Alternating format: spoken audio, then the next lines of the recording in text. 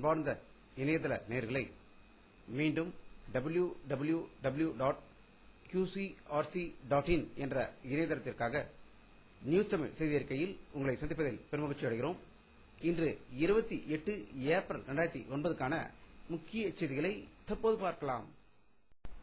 தமிழ் ஈழ விவகாரம் குறித்து அமெரிக்க அரசின் பல்வேறு துறை மூத்த அதிகாரிகளுடன் அமெரிக்க அதிபர் திரு பாரக் ஒபாமா அவர்கள் ஆலோசனை நடத்தி உள்ளதாகவும், இப்பிரச்சனையில் பல்வேறு துறைகளின் மூத்த அதிகாரிகளுடன் ஒபாமா அவர்கள் ஆலோசனை நடத்தியிருப்பது இதுவே முதல் முறை என்பதால் இது முக்கியத்துவம் வாய்ந்ததாக கருதப்படுகிறது என்றும், இதை அறிந்த இலங்கை அரசாங்கம் அமெரிக்காவுக்கும் திரு பாரக் ஒபாமாவுக்கும் எதிர்ப்பு தெரிவித்து எங்கள் நாட்டு பிரச்சனையில் அவர்கள் தலையிடுவதற்கு யார் என்றும் வியட்நாம் போல் நிலைமை ஏற்பட்டு விடும் என்று அமெரிக்காவை மிரட்டியதாக தற்போது தகவல்கள் வெளிவந்து கொண்டிருக்கிறது.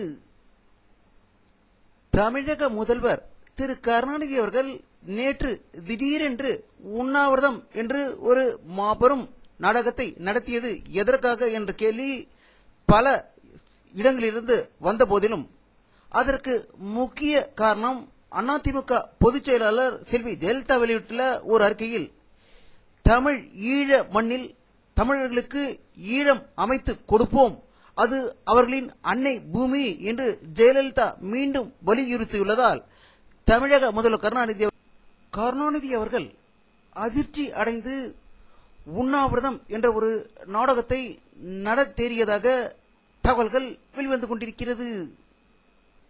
ஆஸ்திரேலியா நாட்டில் உள்ள மெல்போர்ன் நகரில் தமிழ் ஈழ நாட்டின் சுதந்திர போராட்ட வீரர்கள் ஒன்று கூடி தமிழ் ஈழ நாட்டிற்குள் அத்துமீறி நுழைந்திருக்கும் இலங்கை ராணுவ தீவிரவாதிகள் உடனடியாக வெளியேற வேண்டும் என்றும், எங்களுடைய நாட்டை சுதந்திரத்தில் அவர்கள் தலையிடக்கூடாது என்று கோரி சுதந்திர போராட்ட வீரர்கள் கவன ஈர்ப்பு பேரணியும், ஒளி தீபம் மற்றும் ஒன்று கூடல் போன்ற போராட்டங்களை நடத்தியதாக ஆஸ்திரேலியாவிலிருந்து தகவல்கள் வெளிவந்து கொண்டிருக்கிறது.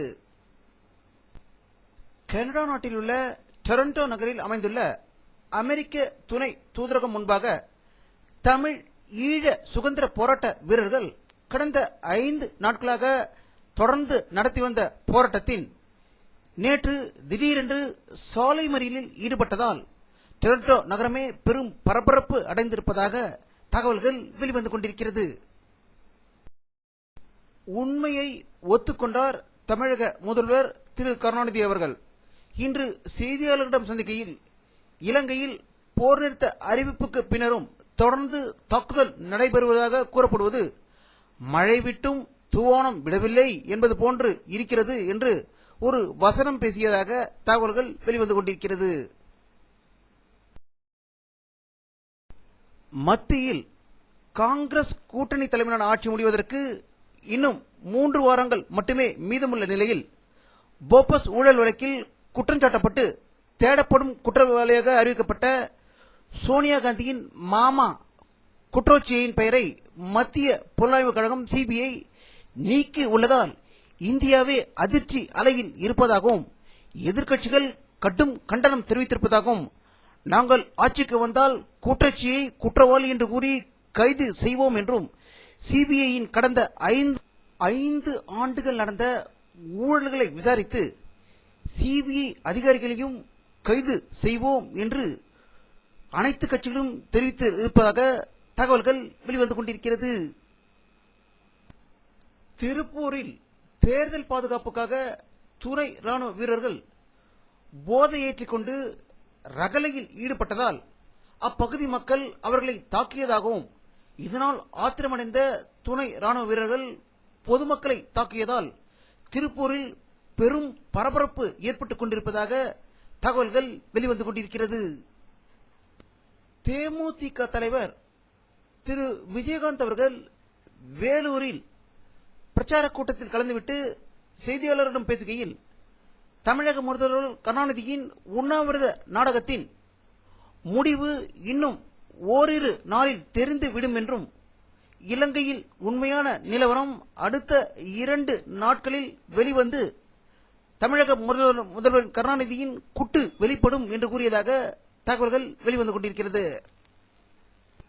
காஞ்சிபுரம் சங்கர்ராமன் அவர்கள் கொலை வழக்கில் சாட்சியங்கள் விசாரணை புதுச்சேரியில் இன்று நடந்தபோது கொலை குற்றவாளியாக சேர்க்கப்பட்ட விஜேந்திரர், ஜெயேந்திரர் ஆகியவர்கள் ஆஜர் ஆகாததால் இவ்வழக்கு ஜூலை 11, 12 தேதிகளுக்கு ஒத்தி வைக்கப்பட்டுள்ளதாக புதுச்சேரியிலிருந்து தகவல்கள் வெளிவந்து கொண்டிருக்கிறது.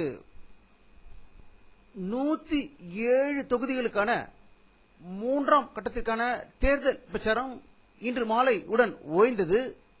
இதில் பாரதிய ஜனதா கட்சியின் பிரதம வேட்பாளர் லால்கிருஷ்ண அத்வானி, காங்கிரஸ் தலைவர் சோனியா காந்தி, முன்னாள் பிரதமர் தேவகவுடா ஆகியோரின் தலையெழுத்தை நிர்ணயிக்கும் தேர்தலாக இது அமைய இருக்கிறது.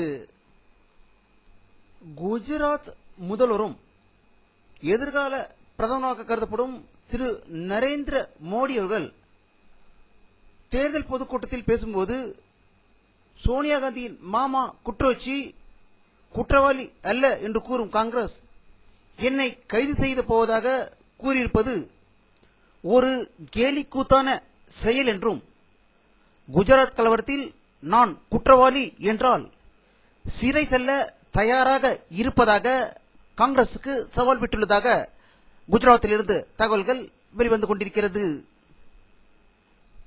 ஆந்திராவில் பிருத்திவிராஜ் கட்சியின் தலைவர் திரு சிரஞ்சீவி வெளியிட்டுள்ள ஒரு செய்தி அறிக்கையில், வரும் சட்டசபையின் ஆட்சி அமைக்கப் போவது எங்களுடைய கட்சியே என்று உறுதியாக கூறியதாக ஹைதராபாத்திலிருந்து தகவல் வெளியாகிக் கொண்டிருக்கிறது. பாகிஸ்தான் ராணுவத்தினர் இன்று நடத்திய ஒரு பயங்கர தாக்குதலில் 70 தாலிபான்கள் கொல்லப்பட்டதாக இஸ்லாமாபாத்திலிருந்து செய்திகள் வெளிவந்து கொண்டிருக்கிறது. பர்மா நாட்டுக்கு எதிரான தண்டனை தடைகளை ஐரோப்பிய ஒன்றியம் மேலும் ஒரு ஆண்டுக்கு நீடித்து இருப்பதாகவும், பர்மாவில் சிறைப்படுத்தப்பட்டிருக்கும் எதிர்க்கட்சி தலைவர் ஆங் சான் சூச்சி உள்ளிட்ட அரசியல் கைதிகளை விடுவிக்க வேண்டும் என்று ஐரோப்பிய ஒன்றியத்தின் வெளியுறவு அமைச்சர்கள் கோரி உள்ளதாக தகவல்கள் வெளிவந்து கொண்டிருக்கிறது. ஸ்வைன் ஃப்ளூ என்னும் பன்றி காய்ச்சல் நோய் மெக்சிகோவில் ஆரம்பித்து அங்கு 150க்கும் மேற்பட்டோர் பலி கொண்டு பிற நாடுகளுக்கும் பரவிக்கொண்டிருக்கும் நிலையில் இந்தியாவில் அந்நோய் பரவுவதற்கு வாய்ப்புகள் இருப்பதால் இந்தியாவிலிருந்து யாரும் மெக்சிகோ நாட்டிற்கு செல்ல வேண்டாம் என்றும், விமான பயணிகளை தீவிரமாக சோதனையிட மத்திய அரசு முடிவு செய்து இருப்பதாகவும், விமானத்தில் பயணம் செய்பவர்கள் பாதுகாப்போடு சென்று வர வேண்டும் என்று அறிவுறுத்தப்பட்டுள்ளதாக தகவல்கள் வெளிவந்து கொண்டிருக்கிறது. 2011ஆம் ஆண்டு நடைபெறவுள்ள உலக கோப்பை கிரிக்கெட் போட்டி இந்தியா, ஸ்ரீலங்கா, வங்கதேச ஆகிய நாடுகளில் நடைபெறும் என்றும், இறுதி ஆட்டம் இந்தியாவில் நடைபெறும் என்று இன்டர்நேஷனல் கிரிக்கெட் கவுன்சில் செய்தி வெளியிட்டிருப்பதாக தகவல்கள் வெளிவந்து கொண்டிருக்கிறது. வானிலை அறிக்கை 28 ஏப்ரல் 2009 பிற்பகல் 3 மணியில் எடுக்கப்பட்ட சேட்டலைட் புகைப்படத்தை தற்போது பார்த்துக் கொண்டிருக்கிறீர்கள். தமிழகத்தில் மேகமூட்டம் எதுவும் தெரியவில்லை. வெப்பத்தின் தாக்கம் அதிகமாக இருந்ததாகவே தமிழகத்தில் உள்ள அனைத்து பகுதியிலிருந்தும் செய்திகள் வெளிவந்து கொண்டிருக்கிறது. இத்துடன் இந்த செய்தி அறிக்கை நிறைவடைகிறது. மீண்டும் நியூஸ் தமிழ் செய்தி அறிக்கையில் உங்களை சந்திக்கும் வரை உங்களிடமிருந்து விடைபெறுவது உங்கள் கே பாலாஜி.